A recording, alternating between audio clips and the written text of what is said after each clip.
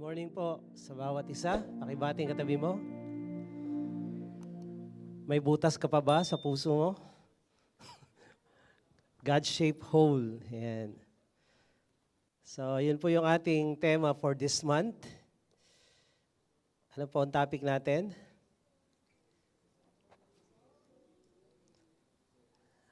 Soul winning. What is soul winning then?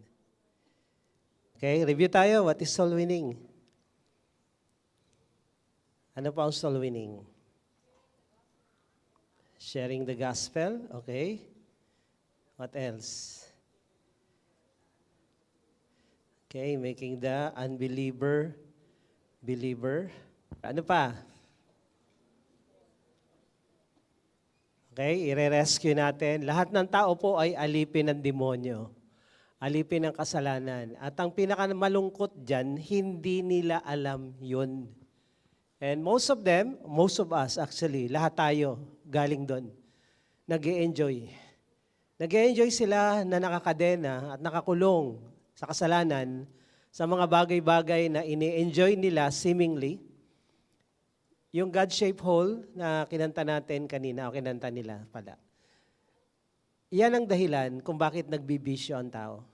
Yan ang dahilan kung bakit nagsusugal, naglalasing, nag-a-addict, ano pa, party-party, jowa-jowa. Naghahanap ka ng fulfillment, naghahanap ang tao ng kasiyahan sa kung ano-anong bagay.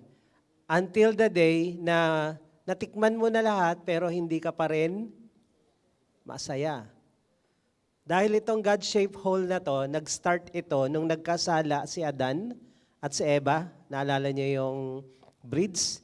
Nung nahiwalay ang tao sa Diyos, yung God-shaped na yun yung Diyos na nasa puso nila, nahiwalay. Kaya mula noon, ang tao naghahanap ng kaligayahan sa mga bagay-bagay sa mundo. At ang titigas ng ulo ng mga tao, akala niya masaya siya. Naalala ko lang, nung ako'y adik-adik, ang saya naman namin talaga maghapon Masaya kami maghapon. Pero pagdating nung uwian na, high school kami noon, parang dinaganan ka na ng langit at lupa. Tapos masasalubong mo yung nanay mo, aamuyin ka kung anong amoy mo. Amoy alak ka na naman o amoy droga ka na naman, yung ganun.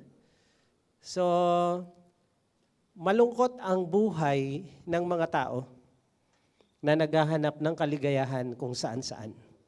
Dahil ang tunay na saya kay Jesus lang matatagpuan. Tanungin mo yung katabi mo, tingnan mo rin yung mukha, masaya ka na ba? Baka na kay Jesus ka na, pero sambakol pa rin mukha mo. Sige, pakicheck lang. Double check. Tingnan mo yung mukha. Ano, masaya na ba yan? Kasi supposed to be, pag naging Kristiyano ka na, masaya ka na.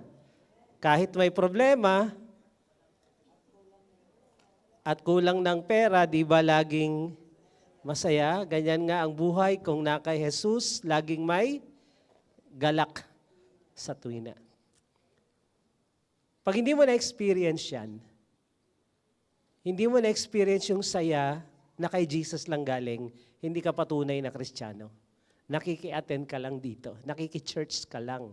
Dahil ang tunay na Kristyanismo, may bunga ng Espiritu, love, joy, peace, long-suffering, etc. Yung joy, yun yung ebidensya na si Jesus nasa puso mo na. Kaya pag ang Kristiyano, laging nakasimangot, sambako lang muka, parang wala si Jesus sa buhay niyan. Tingnan niyo ulit. Double check lang, double check. Sabi mo, bawal nakasimangot dito sa loob. Sa labas pwede. Bawal. Kahit may problema ka, there is a reason to smile, there's a reason na ngumiti. Kasi alam mo, may pag-asa tayo, nandyan si Jesus. May faith tayo, di ba? So, yung mga taong walang Jesus, naghahanap sila ng saya kung saan-saan, kung kani-kanino, kung ano-ano, and yet, pagdating ng dulo, hindi pa rin sila masaya. Ang lungkot ng buhay nang wala kay Jesus. Ang lungkot, merong butas, merong God-shaped hole, merong void na gusto nilang punuan. Okay? So, ito yung review lang tayo, no? Soul winning is the act of sharing the gospel with the goal of leading them to faith in Jesus Christ. and salvation. Ang layunin ng soul winning, hindi lang mag-share, hindi lang mag-Bible study, hindi lang padalahan mo ng verse, post ka ng verse. Ang tawag doon, evangelism, sharing the gospel. Pero ang soul winning, may goal, hindi lang mag-share. Kailangan madala mo kay Lord yung taong yan. Maligtas. Tumanggap kay Jesus at sumunod. Pangalawa, yung mga unbeliever, gawin nating believer of Jesus. Nakaraang Sunday, inisa-isa ko yung major religion sa buong mundo.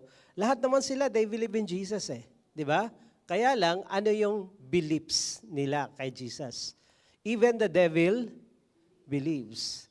So lahat ng religion naniniwala, kaya lang tao lang, propeta lang, anak ng karpentero, di ba? Anak ni Maria. So iba yung paniniwala. Ang trabaho ng soul winning, itinatama natin yung mali nilang paniniwala. At hindi yan makukuha ng one time, big time na umattend ngayon, nag-Bible study ngayon, okay na lahat. Hindi, matagal na proseso yan. Minsan, taon ang binibilang. Number 3, rescuing people who are slave to sin and Satan. Ito lang yung sinasabi ko. Nung tayo'y nandiyan pa, wala pa tayo dito, ganyan tayo, alipin ng kasalanan at nag-i-enjoy tayo seemingly until the day na natikman mo na lahat pero hindi ka pa rin pala masaya. Natikman mo na lahat ng bisyo, ng kasalanan, nasubukan mo na iba't ibang relihiyon, pero wala pa rin, parang kulang pa rin kasi meron ngang God-shaped hole sa ating puso. Ang sabi nitong philosopher na to at mathematician, si Blaise Pascal, there is a God-shaped vacuum in the heart of every man which cannot be filled by any created things. Kahit ano pang created things na yan, tao man yan, bagay man yan, o ano man yan na gusto mong gawin, pera man yan, kayamanan, nasa iyo na lahat at natikman ni Solomon yan. Pero at the end of the line, sabi ni Solomon, all is vanity. Walang kwenta lahat, walang kwenta lahat. Si Solomon na pinakapogi at matalino at mayaman, natikman niya lahat. And then nalayo siya kay Lord. Nag-backslide po. Mababasa niyo yun sa Book of Ecclesiastes. Nag-backslide itong si Solomon dahil sa daming pera, sa daming asawa, sa daming kayamanan. At the end, sabi niya, ito ang lagi niyong aalalahanin. Sabi niya doon sa Ecclesiastes 12, alalahanin niyo ang Diyos habang bata kayo. Huwag kayong humiwalay diyan. So ito, natikman niya pero hindi siya masaya. Kaya sabi mo sa katabi mo, huwag mo nang itry si Solomon. Una, hindi ka ganun kagwapo. Joke lang. At hindi ka ganun kayaman. Okay, yung kayamanan niya, nakakalat ang mga ginto sa buong kaharian niya. Ang silver hindi pinapansin. Okay, wag mo nang itry dahil meron nang nag-try, proven na yan. Kaya tayo may mga pioneers, may mga example na ginagaya para wag na tayong gumaya sa kamalian nila. Okay? So yung mga may bisyo-bisyo pa, nagtatry pang maging masaya sa buhay, tigilan nyo na yan, tantanan nyo na yan. Si Jesus lang ang makakapagpasaya sa iyo. Okay? So, sabi dito, the idea that humans have an inherent, mula nung nagkasala si Eva at Adan, inherent yan, innate longing or void within them that can only be satisfied by a relationship with God. Nag-aaral po kami ng anthropology, nag-aaral kami ng history ng buong mundo. Sa seminary, pinag-aralan namin lahat yan. Ang makikita mo, bawat bansa, bawat kultura, yung mga tao doon naghahanap ng sasambahin. Kahit yung mga nasa bundok, yung walang Bible, naghahanap sila ng sasambahin. Sa Baguio, sa Benguet, yung banda ron sa tuktok, nag-worship sila sa puno, nag-worship sila sa bundok, sa India, ganun. Kasi they are looking for something and someone na mas greater than them. Nakalagay na yan sa puso ng bawat taong sisilang sa mundo na meron kang hahanapin na mas malaki sa'yo, na mas powerful sa'yo, at walang iba kundi ang Diyos. So ito yung idea, ito yung longing. It suggests that no amount of worldly possession, kahit yumaman ka pa ng yumaman, achievements, magtagumpay ka pa ng magtagumpay, maging COO ka, CEO, o hindi, o kung ano pa. Relationship, ang dami mo relationship, vices, religion, can fully fulfill this deep-seated longing. Yung ilan dyan, natikman ko na yan, pero wala pa rin. Iba't ibang religion na napasukan ko dahil pag wala si Jesus sa buhay mo is like a donut. There's a hole in the middle. Kahit anong ganda na itsura mo, kahit seemingly tagumpay ka, mapera ka, pero may void. May butas, may emptiness sa gitna ng pagkatao mo na kahit ano pang gawin mo, hindi ka magiging masaya. Si Jesus lang yan. At alam nyo ba, ang mga Kristiyano, yung missing piece na yan, hawak natin. Meron tayo niyan.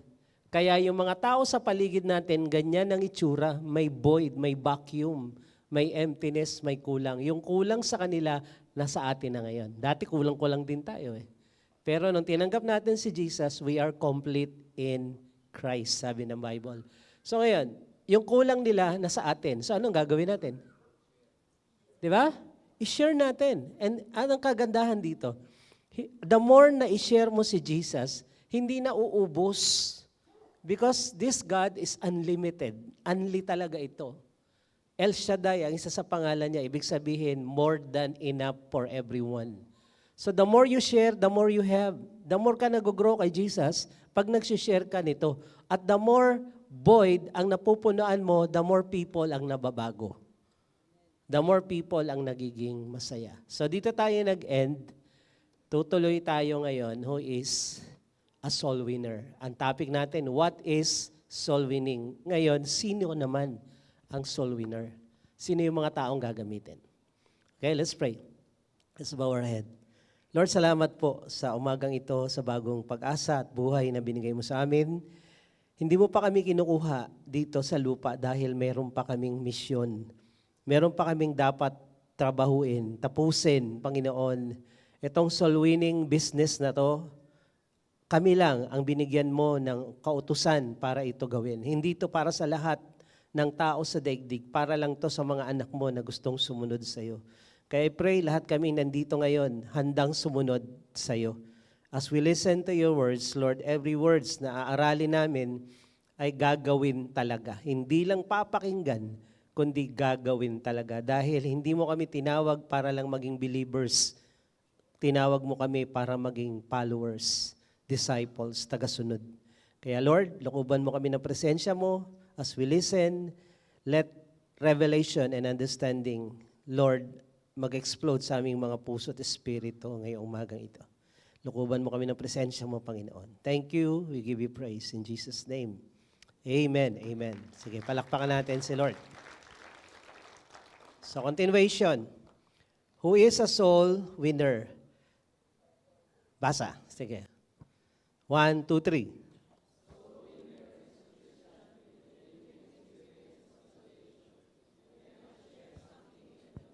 Okay, period.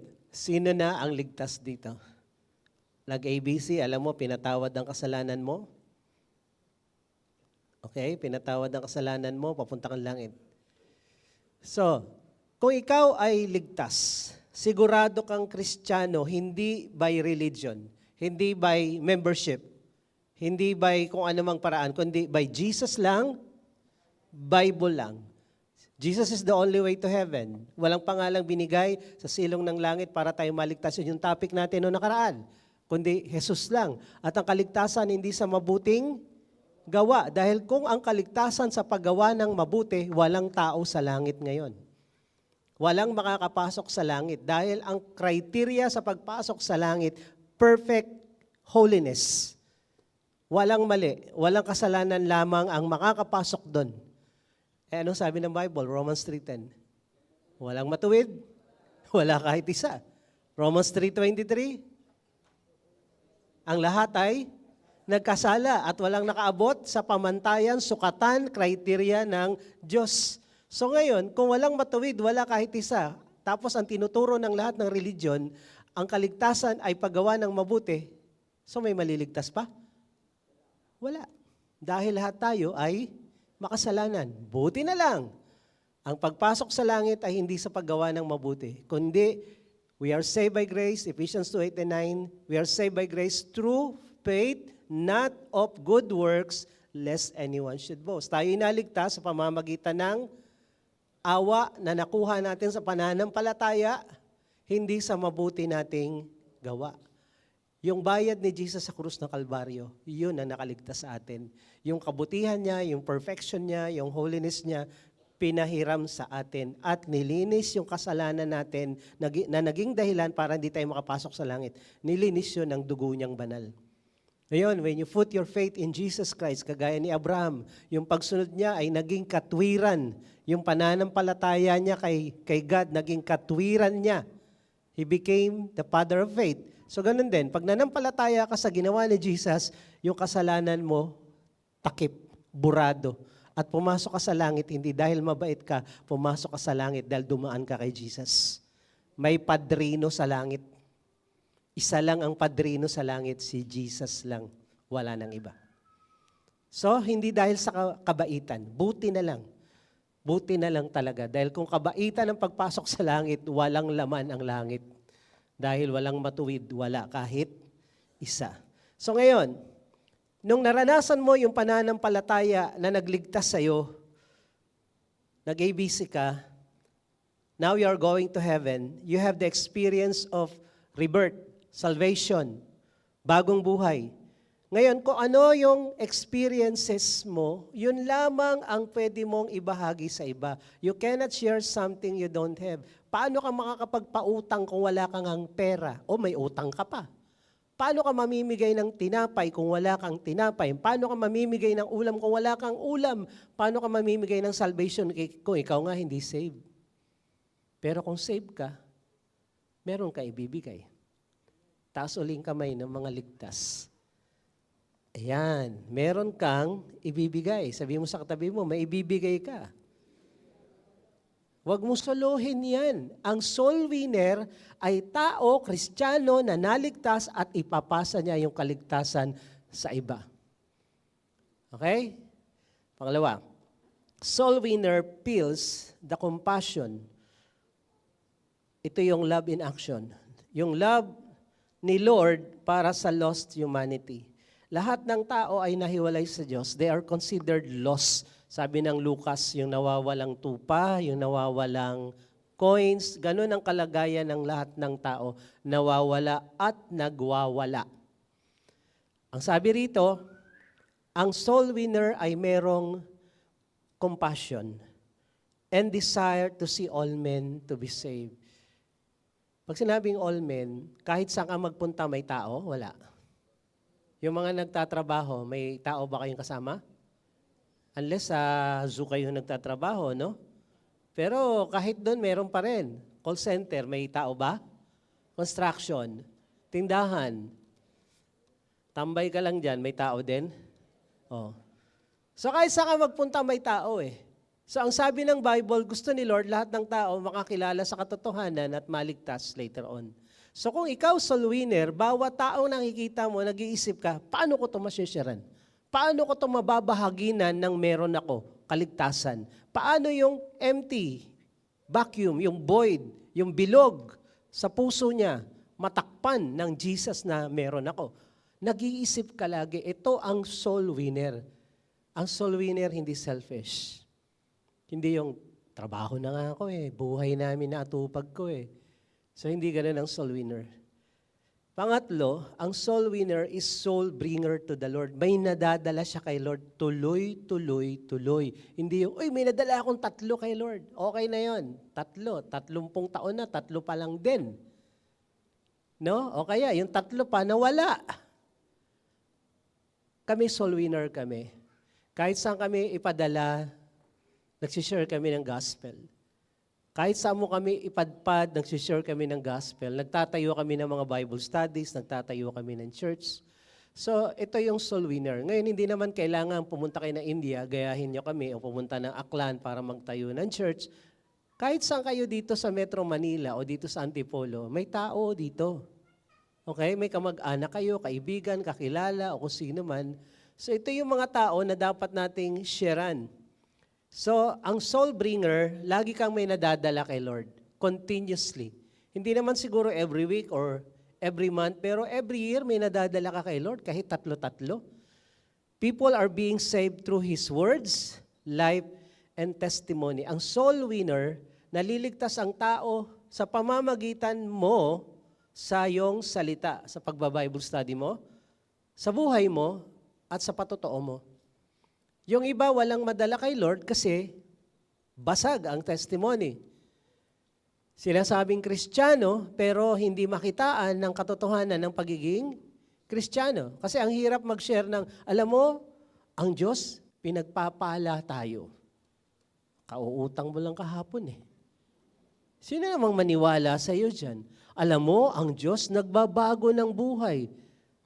May suksok ka ditong emperador, oh, tapos, di ba? Nagbabago ng buhay. So, ano ang patotoo mo? Na yung sinasabi mo, totoo nga. Kailangan yung buhay na bago, yung testimony mo totoo, at yung salita mo magiging epektibo. Pero kung wala kang patotoo, kung wala kang buhay na nabago, yung salita mo walang kwenta, hindi ka paniniwalaan. Pagtatawanan ka lang nila. At sa totoo lang, may mga nakiki-attend sa church, sa Bible study, na pag tiningnan ng mga kapitbahay, walang pagbabago sa buhay, at sasabihin nila, ganyan ba yung Kristiyano? Nadadamay yung tunay na Kristiyano. Nadadamay. Kung ako naman kahit nung nasa India kami, nung nasa Aklan ako, pag sinabing, kasama niyo ba yung Kristiyano na yan? Dinideny ko talaga. Sabi ko, hindi namin kasama yan. Walang Kristiyanong ganyan. Ang tunay na Kristiyano, nagbabago ng buhay. Ang tunay na Kristiyano, tumitino ang buhay at kabuhayan. Pag hindi yan totoo, peke yan. Nakiki-attend lang sa amin yan. Kung may first-timer dito, ganun sinasabi ko sa inyo. Pag may nakita kayong Kristiyano na X, hindi tunay yun. May mga peke, alam niyo yun? Maraming peke. Hindi lang fake news, peking Kristiyano. Mukhang Christian, pag hindi mo nilapitan, pero pag nalapitan mo, nako, Kristiyanong, alam niyo yung commercial ng shampoo? Uy, ay. Pag malayo, uy, ganda, may Bible, kasi laki ng maleta. Kung makadamit, akala mo, talaga naman, banal-banalan. Pero pag nakilala mo, wala. Sila ang hadlang sa paglaganap ng Kristyanismo. Dahil ang akala ng iba, ganyan lahat. Kaya ako, hindi po ako nambobola ng tao. Pag hindi ka sumusunod sa Bible, hindi ka namin kasama at kakampi. Ang kakampi lang namin dito, yung sumusunod sa Biblia at kay Jesus. At pag sumunod ka sa Biblia at kay Jesus, magbabago buhay mo, pati kabuhayan mo. Sure ball yan. Kaya kung hindi ka susunod at ikaw ang nagiging dahilan na ang mga tao magduda sa Diyos, ang sabi ng Bible, buti pa, lagyan ka ng bato sa leeg at itapon sa tubig. Yan ang sabi ng Bible. Kaya dito, pag uma-attend ka dito, mapipiga ka talaga. Mapipilitan kang sumunod sa Bible. Or else, ikaw mismo yung aalis kasi nagigisa ka eh. Yung tipong nagigisa ka, linggo-linggo, tapos yung mantika mo lumalabas, tapos di na ubos. Mahirap na. Kaya ang soul winner, matinong Kristiyano. Sabi mo sa katabi mo, ang soul winner, matinong Kristiyano. Kita sa buhay niya. Kita sa bibig niya. Hindi yung praise the Lord kapag Sunday, taas-taas kamay. Pag uwi naman, kung makabato ka sa mga anak mo at naka ng tatay mo talaga, ha? Anak ka ng baka. So, kaya lang sa hapon, masama yan, ha? So, ang mga soul winner, tunay na Christian, nagbabago, may pagmamahal sa kapwa. Okay, isa-isahin natin. Every soul winner must know how to share the gospel wisely, clearly, and convincingly. Meron ka ng testimony, meron ka ng buhay, meron ka ng patotoo. Ngayon, sapat na ba yun? Hindi ka naman marunong magsalita, hindi ka naman marunong magkwento, hindi ka marunong mag-convince, ang pagiging soul winner po parang salesman. Kailangan mo makonbinsi yung mga tao na yung produktong binibenta mo ay epektibo at maganda. Dahil kung hindi mo magagawa yan, kahit anong ganda ng produkto mo, walang kwenta kasi hindi ka marunong magsalita. Hindi mo makonbinsi yung mga tao. Kami po, lahat na halos na benta namin, ngayong Christian na kami, pero nung hindi pa ako Christian, lahat din nabenta ko. Okay, pati gamit namin sa bahay. No high school ako, pati yung mga libro ko, mga alloys. Kumbaga, sanay na akong magbenta. Kaya nung naging Christian ako, itong gospel, kaya kong ibenta ng walang bayad. Okay? So kung kaya kong ibenta ng walang bayad ito, sa Aklan, nagtayo ako ng 3 church. Sa India, 2 church ngayon, 6 na, kung saan-saang lugar. Kung kaya ko ibenta kahit saang kultura, eto, kaya ko ibenta rin sa Pilipinas. Ngayon, nagtitrain kami para magawa mo rin itong nagawa namin. Okay? Kasi hindi to imposible. Para tayong nagne-networking, di ba? May mga training, paano i-demo, paano ibenta, paano mag-opening sa sales. So, ganun din dito, soul winning. Sa Proverbs 11:30, sabi dito, "He who wins souls is wise." Ang mga soul winner, matatalinong tao. Mas maganda nga, nag-aaral ka, dahil ako, nag-aaral kami sa Bible school, sa seminary, pero hindi ko kayo in-encourage na gawin yan. Mag-aral kayo sa Bible Study Leaders Training natin, then you can do it. Okay? So, one time, may kausap ako na nag-aaral ng law, 3rd year na yata siya sa pagiging kurso niya.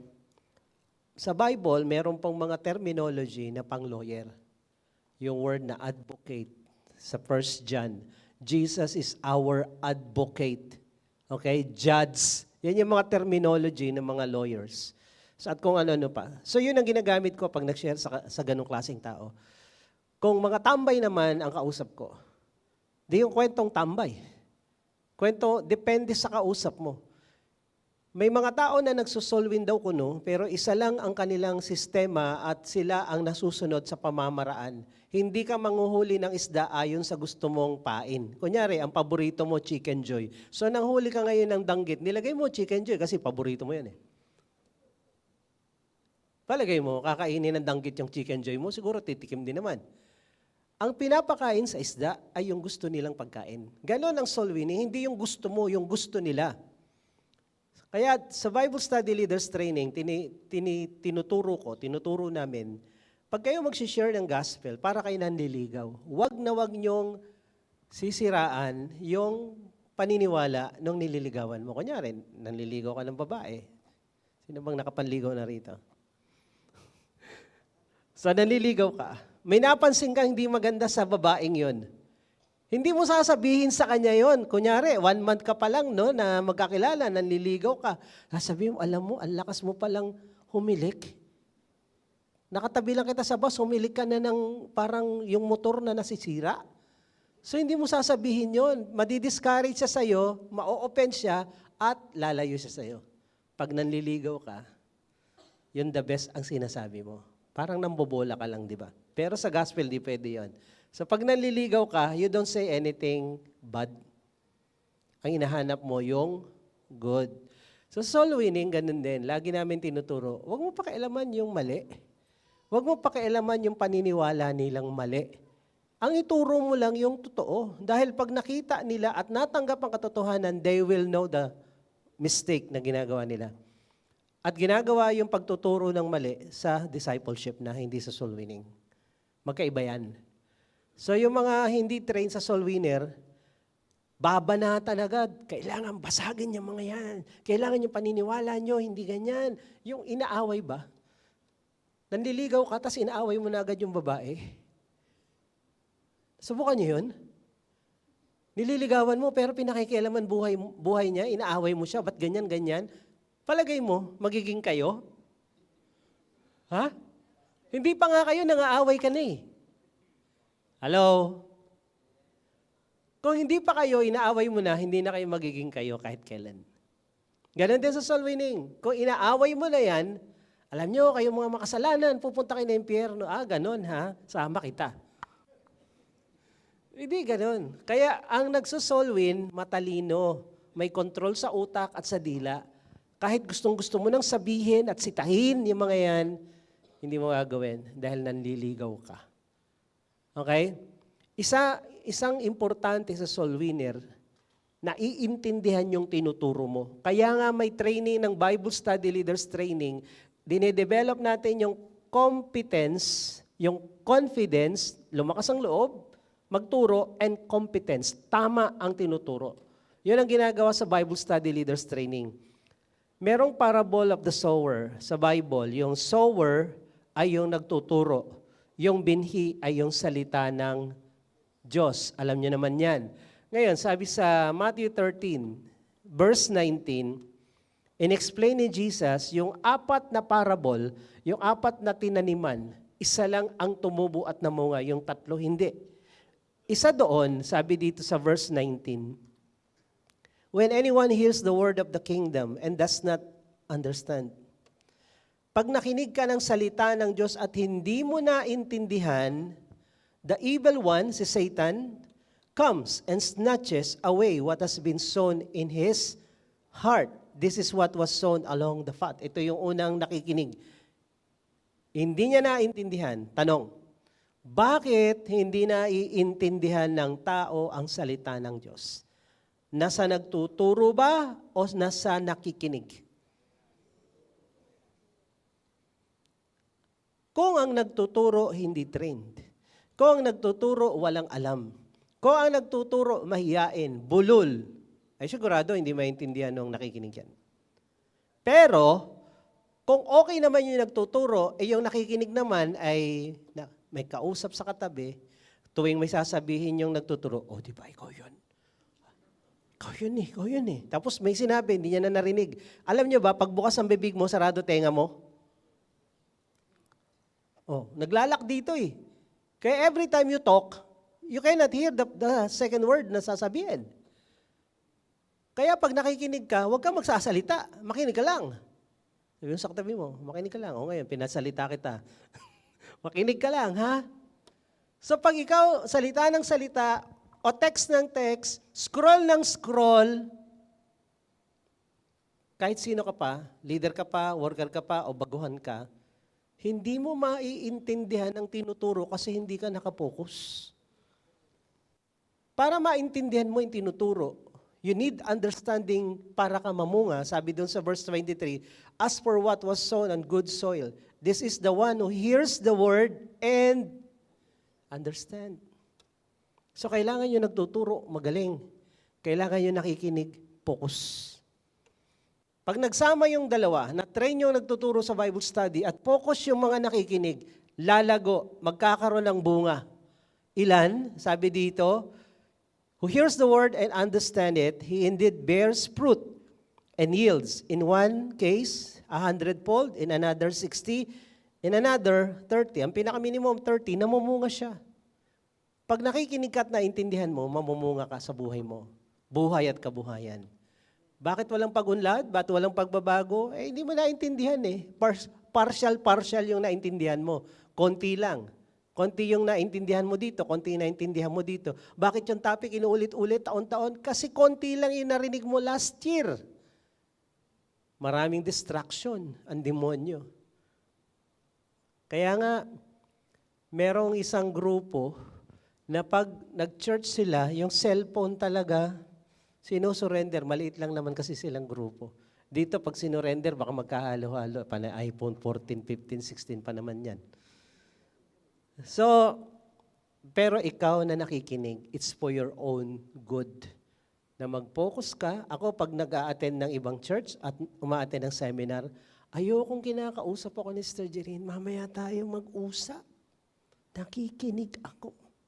Gusto kong i-absorb every bit nung sinasabi nung nagtuturo. Ganon ako makinig.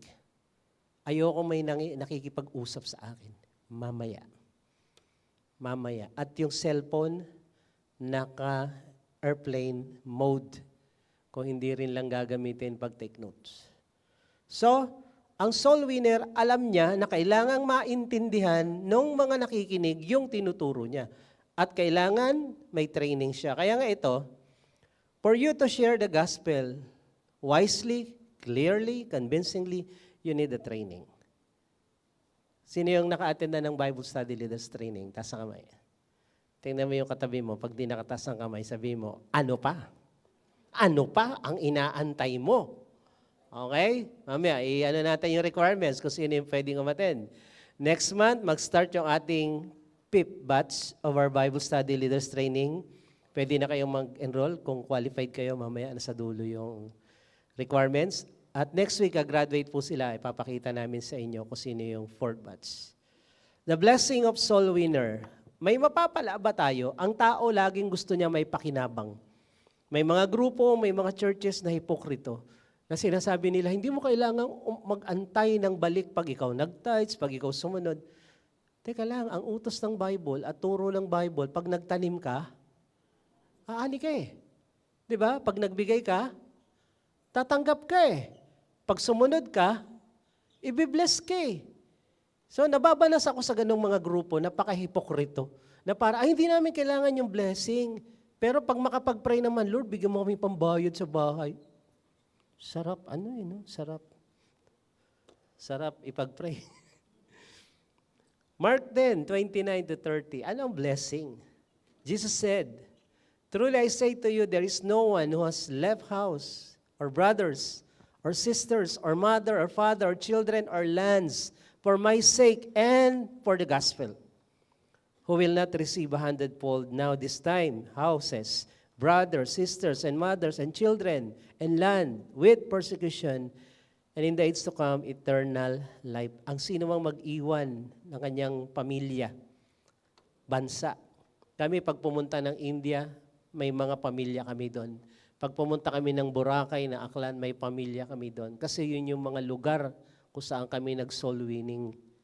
So, anywhere we go, meron kaming pamilya. Tama itong sinasabi ng Bible. Hindi kawalan ang maglingkod sa Diyos. Mahirap, yes. Sacrifices, ang dami. Pero lugi, no. Hindi lugi. John 15:16, hindi kayong pumili sa akin, akong pumili sa inyo. I chose you and appointed you that you should go and bear fruit. Kaluluwa ang pinag-uusapan dito. That your fruit should remain, maging disciple, yung nadala mo kay Lord, magpatuloy. So that, whatever you ask, ang dami mong hinihingi, ang dami mong pinagpe-pray, pero may bunga ka ba? Dahil ang sabi dito, kung may bunga ka at nanatili, nagtuloy-tuloy kay Lord, 3rd, 4th generation, sabi dito, anuman hingin mo sa Diyos Ama, sa pangalan ni Jesus, ibibigay sa iyo. Pag sinabing kahit ano, binigyan ka ng blank check, pirmado ng may-ari ng langit, bangko sa langit, at Bank of Heaven yung nakalagay sa cheque mo, ilagay mo kung anong gusto mo. Yun ang ibig sabihin nito. Ilagay mo ano ang gusto mo. Bakit? Kasi namumunga ka eh. Kasi may nadadala kang mga tao kay Lord. Yung mga tao mo nagdadala din. Nakailang level na yan. Then sabi ni Lord, humingi ka na. Humingi ka. Eh yung iba wala pang nadala, hingi ng hingi. Hingi ka ng hingi, may nadala ka ba?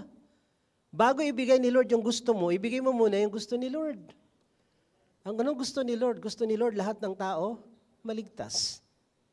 Ikaw naman, ang gusto mo lahat ng akin sa iyo. Lahat ng bagay sa mundo makuha mo, pero yung kaligtasan ng kaluluwa, wala kang pake. Hindi ka bibigyan ni Lord ng pagpapala. If you want all the blessing in life, kung gusto mong ibigay ni Lord yung gusto mo, ibigay mo yung gusto ni Lord. Unahin mo siya. Sabi mo sa katabi mo, unahin mo siya. May blessing ang soul winning. May blessing. And proven namin yan. Alam na alam namin yan. Sa mga totoong sumusunod, may pagpapala dito sa lupa, pati sa langit. Pagdating ni Lord, 1 Thessalonians 2:19, meron tinatawag na crown of rejoicing. Sabi sa Luke, every time na may maliligtas, may natagpo ang nawawalang tupa. Nakita yung coin. Sabi doon, nagsasaya ang langit sa mga taong nagbabalik loob kay Lord. Eh kung ikaw ang instrumento ng pagbalik niya, Ano kaya ang ginagawa ni Lord para sa'yo? Ay, tuwang-tuwa ako sa'yo, anak. Padalahan kita ng isang tambak na problema hanggang maganda hirap-hirap ka at ma-discourage ka. Hindi ganun ang Diyos. Alam ko yung Diyos na yan, pag ikaw gumagawa ng tama at mabuti, kagaya natin, sabi nga ng Biblia, kung yung ama nyo sa lupa, humingi kayo ng tinapay, hindi kayo bibigyan ng bato. Kung humingi kayo ng itlog, hindi kayo bibigyan ng scorpions. Ang tatay nyo pa kaya sa langit, hindi ibibigay yung mabuting bagay sa inyo, lalo yung Holy Spirit, ang topic niya. So kung ang ama sa lupa nagbibigay ng mabuting bagay sa mga sumusunod sa kanya, yung ama kaya sa langit, hindi ba lalo? Sumusunod ka, nagsusoul winning ka, tapos purdoy ka pa rin, hirap ka pa rin, ang dami mong problema. I don't think so. I don't think so. Na itong Diyos na pinaglilingkuran ko ng ilang taon na since 1987, hindi siya ganun. Itong Diyos na to, pag masunurin ka, pinagpapala ka. Kahit hindi ka nga masunurin, pinagpapala ka pa rin para mapahiya ka sa sarili mo, lalo na kung sumusunod ka. Subukan na to. Subukan na tong Diyos na to. So what is our hope? Pagdating ni Lord, merong crown of rejoicing. May corona ka sa langit. Dahil pag binasa niyo yung Book of Revelation, may tinatawag doon na casting crown. Lahat ng corona mo, ilalatag mo sa paanan ni Jesus dahil siya lang dapat ang may corona sa langit. Ngayon, ang tanong, pagpasok sa langit, anong ilalatag mong corona kung wala ka namang corona? Ano ilalatag mo? Kasi dapat may corona kang ilalatag sa paanan ni Jesus. Kaya kung ilan ang nadala mong tao kay Lord, may crown of rejoicing ka, ang dami mong koronang iaalay kay Lord. Kung wala, Lord, may crown ako. RC crown, Tansan. Tansan. Kaya sabihin mo sa katabi mo, crown of rejoicing. Soul winner. Okay? Matthew 9:35. Nagagala-gala si Jesus, naglalakad-lakad at nangangaral sa mga syudad at mga town and villages. Sabi dito, teaching in their synagogues and proclaiming the gospel of the kingdom, healing every disease and every affliction. When he saw the crowds, nung nakita niya yung maraming tao, he had moved. He had compassion for them, naawa siya, because they were harassed and helpless like sheep without a shepherd. Then he said to his disciples, the harvest is plentiful, but the laborers are few. Therefore pray earnestly to the Lord of the harvest to send out laborers into his harvest. And he called to him, chapter 10, verse 1, tinawag niya yung 12, nakita niya yung problema, and then gumawa siya ng solusyon. Ang problema, ang daming mga tao na walang leader. Alam niyo ba pag ang tao walang leader? Parang Book of Judges, gagawin nila kung anong gusto nila. Gusto nilang man-rape, 9 years old, 13 years old, ni-rape yung 9. Gusto nilang barilin yung 15 years old, ng 18 years old. Walang leader eh. Or may leader, inutil naman. Dalawa lang yan eh. Pag wala kang leader, gulo ang bansa. Yun yung Book of Judges. Pag binasa niyo yung Book of Judges, walang leader. Ngayon, kung may leader man, mahina naman, ganun pa din. Ganun pa rin ang takbo. So, ang sabi dito, he called his disciples dahil walang leader tong mga tupa. Alam niyo ba yung tupa? Ang tupa ang pinakakawawang hayop sa balat ng lupa. Dalhin mo yan sa labas ng pinto, hindi na yan makakabalik dito. Ganun katanga ang tupa. Iinom lang ng tubig, biglang lumakas yung agos, namamatay. Uminom lang ng tubig, di ba?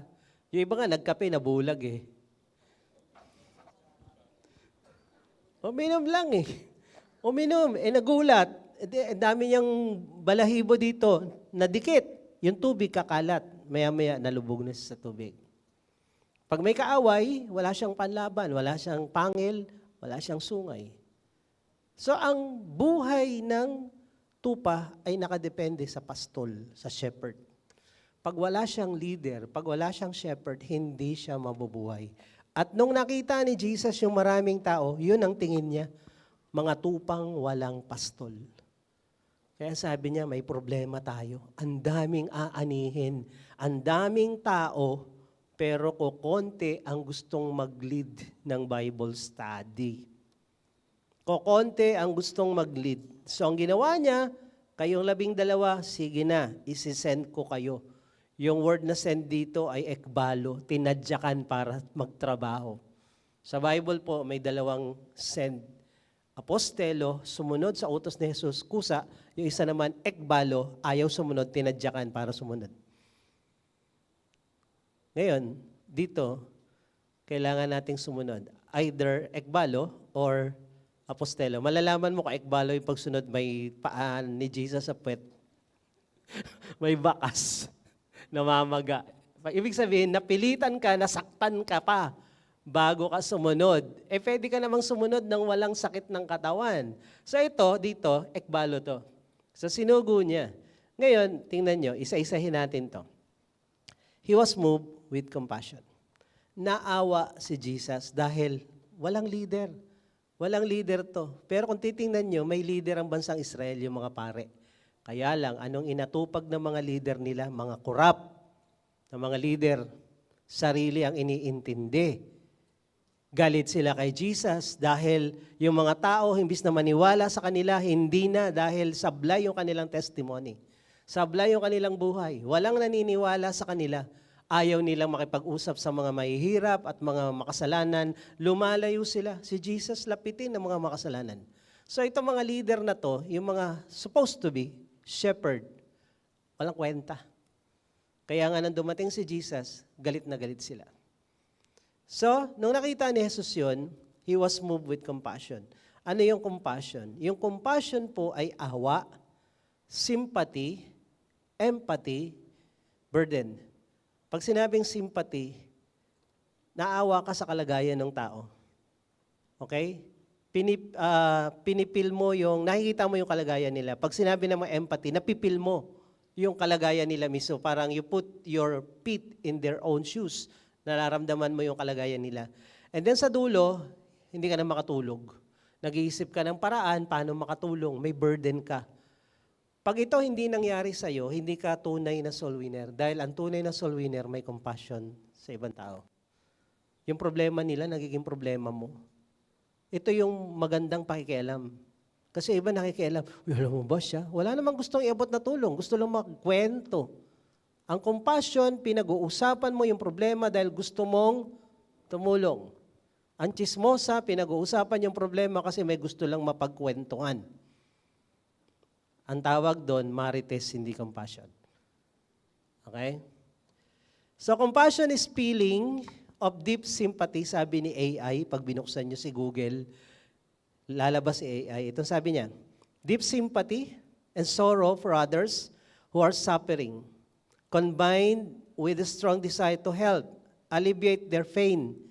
It's more than just empathy, which involves understanding. Naintindihan mo yung kalagayan, yung feelings, but rather a motivation to act and offer assistance. Kailangan kompleto to, pity, sympathy, empathy, burden.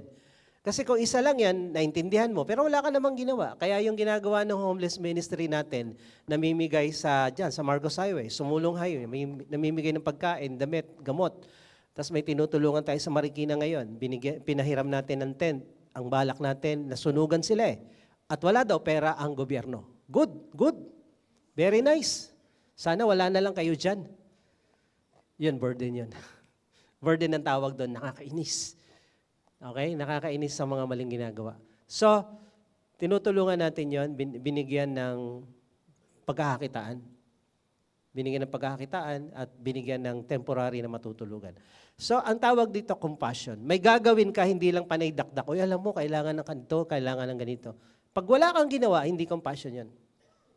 Okay? Ang compassion, merong aksyon.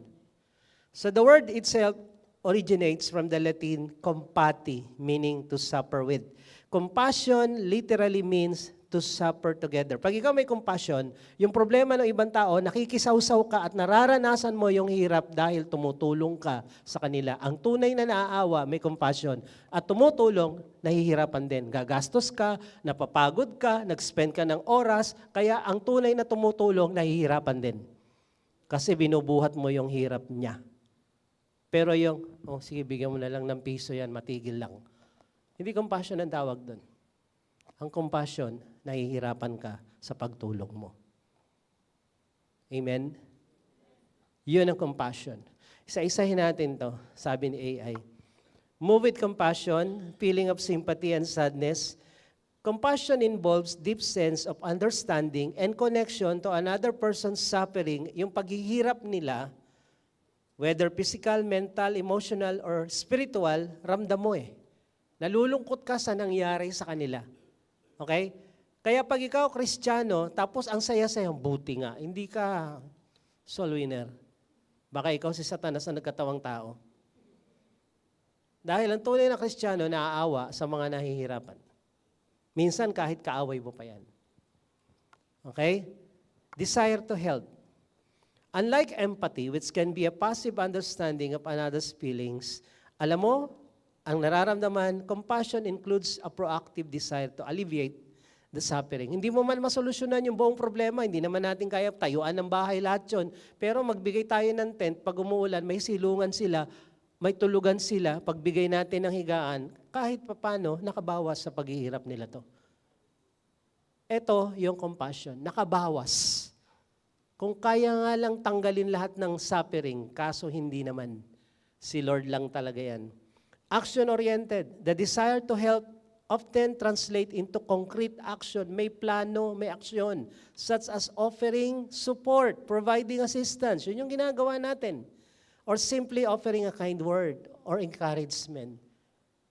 Not self-serving. Compassion is often described as selfless. Ang awa ay nagsasakripisyo ka sa sarili mo. Motivated by a genuine concern for the well-being of others rather than personal gain. Yung tumutulong tayo sa mga natutulog sa karsada nang wala naman tayong reward. Tayo pa gumagastos. Ito yung compassion. At ang sabi ng biological basis, research suggests that compassion is not just a psychological state, but also has a biological component involving the release of hormones like oxytocin. Alam niyo oxytocin? Hindi po ito lason na. The activation of brain regions associated with caregiving and empathy according to the Greater Good Science Center. Ang oxytocin kasama ng dopamine at iba pang mga happy hormones. Bakit? Pag nakatulong ka sa isang tao, ang saya mo. Sino yung nararanasan yan? Tumulong ka sa mahirap, tumulong ka sa nangangailangan. Pagkatapos mong gawin, ang sarap ng feeling. Alam niyo kung bakit? Ito yun. Ito yun. Yan yung hormones na nagpapasaya sa paggawa mo ng mabuti. Oxytocin. Ito yun. Kaya, hindi pala spiritual lang to. Pag tumulong ka pala, ang saya ng feelings. Pag niyakap ka ng mahal mo sa buhay, tinapi ka sa ginawa mo, ramdam mo yung, okay, sarap ng feeling, yun. Pag tumulong ka sa mahihirap, pag tumulong ka sa mga nangangailangan, pag tumulong ka sa mga taong papunta na impyerno, nadala mo kay Lord, sarap ng feeling. Ito yun. May happy hormones. Kaya maraming malungkot kasi hindi ginagawa ito. Wala ng pera, ang dami pang problema, kasi panay sarili ang inaatupag. Ang taong sarili lang inaatupag, buhay ko, business ko, pamilya ko, hindi masaya. Walang kwenta yung buhay. Walang kabuhay-buhay. Lagi ko sinasabi sa mga leaders, yung sakripisyo natin, yung suffering natin, itong nagbibigay kulay sa ating buhay sa mundo. Pag tumigil tayong tumulong sa iba, tumigil na rin yung purpose mo, bakit ka nandito sa lupa. Pwede ka nang kunin ni Lord. Wala kang silbi eh. You're no earthly good. Pero pag ito ginawa mo, pinagpala ka na, nakatulong ka pa, masaya ka pa. Pagod? Yes, pagod. Pero, masaya. Lahat naman ng ginagawa, nakakapagod, di ba? Pero yung ibang nakakapagod, nakakainis. Pero yung pagtulong sa kapwa, lalo na may nangyayaring maganda, nakakasaya ng puso. Kaya yung mga tumutulong sa homeless, taas ang kamay nyo nga, asan kayo? Ayan, di ba masaya? Nakakapagod, di ba? Nakakapagod, minsan nauulanan, pero masaya. Magre-recruit kami sa homeless. Gusto namin yung mga youth ma-expose. Kasi yung ginawa ni Jesus, nag-ikot-ikot sa mga syudad, sa mga village, at saka siya naawa. Ang tawag dito, immersion. Sa mission, ang tawag dito, exposure. Mission exposure. Pag nakita mo, dun mo mapili. Kasi pag sa TV lang, medyo kulang yun. Kailangan makita mo actual. Kaya wait lang kayo, darating tayo dyan. So, kung may pangangailangan, kailangan ng compassion, the best thing that we can do is share the gospel. Ito yung topic natin nung nakaraan. Ang gospel kasi, kompletong package yan. Nandiyan na yung kapatawaran ng kasalanan, bagong buhay, kagalingan, kalayaan sa bisyo, pagpapala at pag-unlad, pag-asa, at papunta kang langit. So kung ito ay problema ng tao, yung move with compassion ni Jesus, kailangan mong may sympathy, kailangan mong may action, the best thing to do is mag-share ka ng gospel sa kanila. Mag-share ka ng gospel. So, Jesus was moved with compassion. Ganon din tayo. Maging compassionate tayo, and the best thing we can do to express our compassion. Compassion is love in action. Diba? Love God, love people. So, compassion yon. Paano natin ma-express yun? By sharing the gospel. Okay? So, sabi doon, he was moved with compassion dahil nakita niya marami ang aanihin, pero kukunti ang mag-aani. So let's go to the harvest. It's always plentiful. Sa John chapter 4, nung nangaral si Jesus doon sa Samaria, nagsimula siya doon sa babaeng Samaritana, tumanggap sa kanya, nanampalataya, naligtas, tinawag yung mga kapitbahay, pumunta, sabi nila kay Jesus, dito ka muna, Lord, gusto pa namin makarinig ng salita mo. Then nag-preach siya doon at marami pang naligtas doon sa Samaria. Then, dumating yung mga alagad niya, Lord, kain ka na. Sabi niya, my food is to do the will of God. And the will of God is iligtas tong mga taong ito. Then, sabi niya, sabi niyo, 4 na buwan pa para dumating ang anihan. Pero tingnan niyo, lift your eyes. See, the fields are white for harvest. Handa na silang anihin. The reapers is receiving wages and gathering fruit to eternal life. Yung mga nagtanim, at yung mga umaani ay pinagpapala na so that the sower and the reaper may rejoice together. For here the saying holds true, one sows and another reaps. Ibang nagtanim, ibang umani. I sent you to reap that for which you did not labor. Others have labored and you have entered into their labor. Sabi ni Jesus, marami ang aanihin, kukunti ang mag-aani. Pero laging maraming aanihin. Nung nag-mission ako sa Aklan, single pa ako noon eh. Yung mga tao doon, yung mga pastor doon, ang tatagal na ng mga church, ang kukunti na miyembro, 30, 20. Pero nung nagtayo ako ng church doon, 1 year anniversary, 120 to 130 ang miyembro ko. 1 year. Okay? And then nung nagpunta kami ng India, sabi ng mga Australian missionary doon, tsaka mga foreigner, magkaroon ka na isang miyembro dito sa India, hanggang 3, malaking praise the Lord, hallelujah na yan. Nag-anniversary kami 1 year sa India, 100 plus ang umattend. Bakit ganun? Samantalang sila ang hirap-hirap, mindset. Laging maraming aanihin. Kaya kung sasabihin mo, wala akong masyaran wala akong mabuksan ng Bible study. Mindset. Mindset. Laging merong taong handa ng anihin. Hanapin mo sila. Hindi sila ang maghahanap sa'yo, sila ang hanapin mo. Laging merong ready na para tanggapin si Lord. Maging sensitive ka lang, mag-pray ka lang. Hindi mo sasabihin, yung Bible study ko nabuksan, ganito, nagsara. Siguro hindi pa yon ready for harvest. Hanap ka ng iba. Pag ang mindset mo laging wala, laging kulang, kapos-kapos, pati sa blessing, kapos ka pa rin. Kasi sa kaluluwa, kapos ka mag-isip. May mga pastor akong kilalang ganyan. Ang tatagal na sa mission field, yung miyembro nila, yun lang at yun. Dadami lang pag nanganak yung miyembro. Kaya bawal mag-family planning, anak tayo ng anak para dumami. Yun lang. Ang dami kong kilala, naawa nga ako eh. Naawa ako. Kaya lang, wala akong magawa. Pananampalataya nila yan eh. Mindset yan eh. Sabi mo sa katabi mo, mindset natin, laging may aanihin. Hindi problema yung kaluluwa. Hindi problema yung miyembro ng Bible study. Marami silang nandiyan dyan. Nahanapin mo lang yung handana.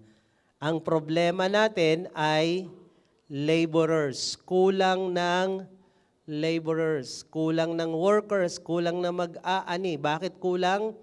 Walang love. Walang compassion para sa iba. Compassion is love in action. Again. Yung iba, busy sa buhay-buhay nila. Walang sympathy. Walang ramdam para sa iba. Hindi nila ramdam yung nararamdaman nitong mga taong ito. Walang empathy. Walang pakialam sa mundo. Tandaan nyo, ang buhay na walang pakialam para tumulong, hindi masaya. Yung happy hormones, wala ka nun. Hindi mo yun na-experience. Pero the moment na tumulong ka, yung happy hormones, mararanasan mo. Okay? So, hindi lang to spiritual. Physical, emotional din to. Yung iba naman, kaya ayaw mag-share, kulang tayo ng mga laborers o workers kasi takot o nahihiya kasi hindi nila alam paano mag-share ng salvation. Hindi nila alam. Sabi ni Pablo, hindi ko kinahihiya ang ebanghelyo dahil ito ang kapangyarihan ng Diyos para magligtas. Ito yung binabasa natin. Pag umatras tayo sa verse 13, sabi niya, I do not want you to be unaware, brothers. Ang tinutukoy niyang brothers, yung mga nakatira sa Rome, that I have often intended to come to you. Ilang beses ko nang tinry na pumunta dyan, pero may humahad lang. Bakit gusto niyang pumunta? In order that I may reap some harvest. Harvest ulit, kaluluwa, mga taong madadala kay Lord. Among you as well, as among the rest of the Gentiles, I am under obligation. Sa King James, may utang ako sa lahat ng tao na hindi ko pa nasyasyaran. Ang utang ba dapat bayaran o hindi? Dapat ka pang singilin o hindi? Di ba? Dapat kusa. Pag ikaw hindi ka nagsishare ng gospel sa kapitbahay mo, sa kumari mo, kumpare mo, kaibigan mo, kakilala mo, katrabaho mo, may utang ka sa kanila. At hindi ka na dapat singilin. At ekbalo, tadyakan, kusa mo dapat gawin. May utang ka. Obligasyon natin na i-share ang gospel sa mga taong nakapaligid sa atin. At sa ibang translation yon sa King James, debtor. May utang. Both to the Greeks and to barbarians. Yung Greeks, ito yung mga aral. Yung barbarians, hindi yan donut. Barbarian yon. Ito po yung mga walang aral. Both to the wise and to the foolish. Mayaman, mahirap, may pinag-aralan o wala, may utang ako. Sabi ni Pablo, kailangan ko silang sharan. So I am eager to preach the gospel to you also who are in Rome. Kayo naman, ang mga sophisticated, mga powerful sa Rome. Gusto ko rin kayong sharan kasi may utang ako sa iyo. At hindi ko kinahihiya ang ebanghelyo ng Panginoon. Sabi ng Luke 9:26, kung sino man ang mahiya, ikahiya ako at ang mensahe ko, ang gospel ko, pagdating ng anak ng tao, si Jesus yan, ikahihiya ko rin siya sa harap ng Diyos Ama at ng mga anghel sa langit. Pag kinahiya mo ang Diyos dito sa lupa, ikakahiya ka ng Diyos sa langit. So, kung yan ang problema natin, wala kang love, wala kang sympathy o empathy, nahihiya ka dahil kulang ka sa training, this is our solution. Ang solution natin, sabi ni Jesus, pray that the Lord will send laborers to His harvest field. So, ipag-pray natin. Then, yung pinag-pray natin, i-train natin. Kaya nga itong Bible Study Leaders Training para sa inyo to, na hindi pa naka-attend. Libre po ito, wala po itong bayad. Okay? Pagkatapos ng training nyo, isi-send kayo to start a Bible study. Kayo ay magbubukas ng sarili nyong Bible study. At this time, kayang-kaya nyo na kasi na-train na kayo. Next week, graduation, ipapakita ko sa inyo yung mga may hawak na Bible study. Na kahit sinong tao, matanda, bata, kayang mag-Bible study. Bakit? Sa training, napakasimple ng paraan para ka matutong mag-share. Simplified, doable, transferable, napakasimple. Okay? So anong requirements para umattend sa training na to? By the way, gusto niyo bang umattend? Ulitin ko yung topic ko ngayon ulit. Kino-convince ko talaga kayo. That's part. Attending a Bible study at least 6 weeks. Kung kayo ay uma-attend na ng Bible study 6 weeks above, nangalahati na kayo. Kasi ang Bible study po ay 12 lessons yan. Kung kayo ay naka-attend na ng 6 na lessons, pwede na kayong sumali dito. With the endorsement ng Bible study leaders nyo. Hindi kayo pwedeng umattend ng training kung wala kayo ina-attendan na Bible study. Pero kung umattend kayo sa Bible study, 6 weeks na, pwede na po. And then, umattend kayo ng Sunday worship service. Kaya kung kayo bago lang ngayon, hindi pa kayo po kasali. Kararating nyo lang ngayon dito o last week, kailangan yung may Bible study attenan. At may manual for Bible study kayo. Kung kayo umattend ng Bible study at nabibilib-bilib kayo sa Bible study leader nyo, parang ang galing-galing, huwag kayong mag-alala, kaya nyo rin yun. Kasi yung manual, binabasa lang naman nila. Na-vulgar tuloy, no? Kaya nyo rin yun. Akala nyo magical. Hindi. Binabasa lang po yun. Kaya the moment na mag-train kayo, ganun din kayo kagaling o baka mas magaling pa kayo. So meron ba ditong mga soul winner? O gustong maging soul winner? Taas ang kamay. Masaya po ang makatulong sa kapwa. Tandaan nyo yan. Pag wala ito, wala si Lord, wala ang pagtulong sa kapwa, malungkot ang buhay. Kaya nga tinanong ko kanina kung ano yung tsura ng mukha ng katabi mo. Double check uli. Ang magpapasaya dyan, si Lord at ang pagtulong sa kapwa. Amen? Sige, tayo tayo. Meron po ba tayong mga first-timer dito? May mga ngayon lang po ba naka-attend? Wagayway nga po ang inyong mga kamay. First-timer. Kung meron po, punta kayo dito, tapos na tayo, ipagpipray ko lang kayo bago tayo mag-iwahiwalay. Kung may nag-invite, samahan nyo. Punta kayo dito sa harapan, dito sa baba. Kung wala naman, mga ushers natin, ay i-guide nyo po sila. Sige po.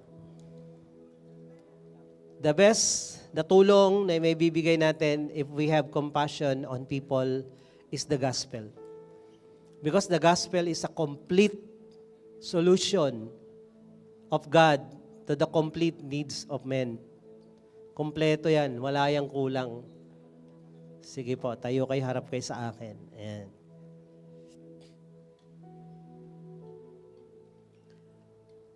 Kaya nga, if you love someone, dito po kayo sa harapan.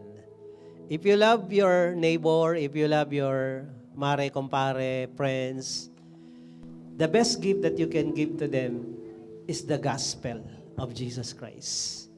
Dahil pag ang tao naniwala sa ebanghelyo ng Diyos, sumunod, yung solusyon sa lahat ng problema niya, nandiyan na at unti-unti niya nang nararanasan.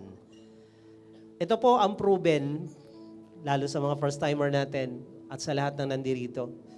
Ang tagal ko nang naglilingkod sa Diyos, ang tagal ko ng missionary, ang tagal ko ng pastor.